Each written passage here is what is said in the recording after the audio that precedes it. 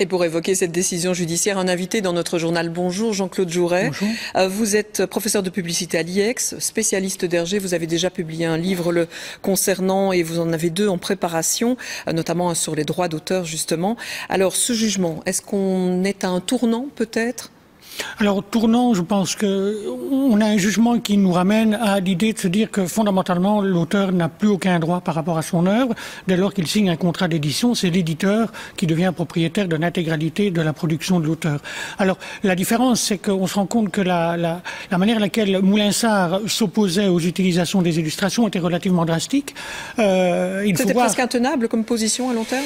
Intenable, c'était très, très compliqué puisque Moulinsart s'opposait quasiment à tout et utilisait peut-être ce droit de manière outrancière, voire exagérée. D'une certaine manière, maintenant, ce droit relève de la compétence de Casterman, a toujours relevé de la compétence de Casterman, mais Casterman ne l'appliquait pas dans la mesure où c'était plutôt Moulinsart qui avait pris le relais, avec l'assentiment sans doute de Casterman. C'est ce qui fait que, fondamentalement, Moulinsart donnait des autorisations pour l'utilisation d'éléments dont il ne détenait plus les droits, puisque c'était Casterman qui tenait les droits. Donc reste à voir comment Casterman va pouvoir réagir aujourd'hui. Exactement. Donc maintenant, il faut voir dans quelle mesure on évoque dans le reportage la possibilité de reprendre, ou en tout cas de repayer un indu, puisque Moulinsart aurait touché des sommes qui nous ont été indûment payées. Cela pourrait coûter très très cher à la société Moulinsart qui est gérée par la veuve d'Hergé et par son mari Nick Rod. C'est ça. Et d'une certaine manière, il faut voir maintenant comment Casterman pourrait réagir et peut-être se substituer.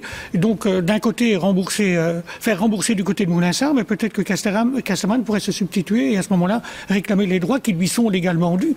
Donc il faut voir dans quelle mesure Casterman va suivre maintenant la politique de Moulinsart ou pas. Là, je pense qu'il y aura vraiment une discussion de coordination qu'il va falloir avoir, puisque les intérêts de Casterman et les intérêts de Moulinsart ne sont pas nécessairement compatibles.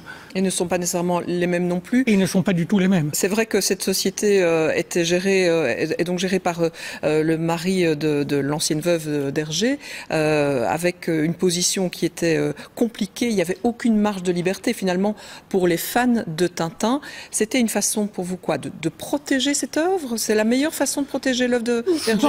Je pense que c'était davantage une volonté de contrôler l'œuvre. Alors je pense que le contrôle peut s'opérer de manière différente, puisque à partir du moment où il est provoqué, ou en tout cas pratiqué à outrance, il provoque des réactions contraires et on se rend compte qu'on a, si vous allez sur certains sites de vente aux enchères, vous vous rendez compte qu'il y a des pirates qui circulent dans le monde entier, vis-à-vis desquels le Moulinsart a peu de capacité de réagir. Et c'est un petit peu le problème quand vous cherchez à gérer une œuvre et que vous êtes très strict avec la gestion de cette œuvre, vous avez des réactions qui se préparent et donc on travaille beaucoup plus dans la clandestinité et donc on multiplie le phénomène de piratage.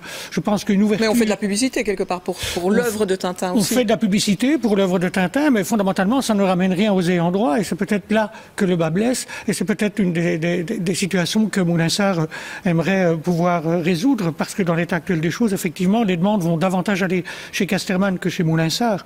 Maintenant, comme je le disais, il faut voir comment Casterman va rapporter à Moulinsart et quelle concertation il y aura entre les deux entités pour voir comment s'entendre sur la politique qui va être poursuivie dorénavant. Pour vos livres consacrés à Tintin, vous avez demandé des droits d'auteur ? Je n'ai pas demandé de droit d'auteur parce qu'il s'agit de citations dans l'ordre scientifique et donc c'est l'utilisation de vignettes qui relève du droit de citation comme maintenant la citation visuelle est totalement autorisée par rapport à une citation textuelle. Merci en tout cas d'être venu sur notre plateau pour évoquer cet univers et effectivement cette décision de justice.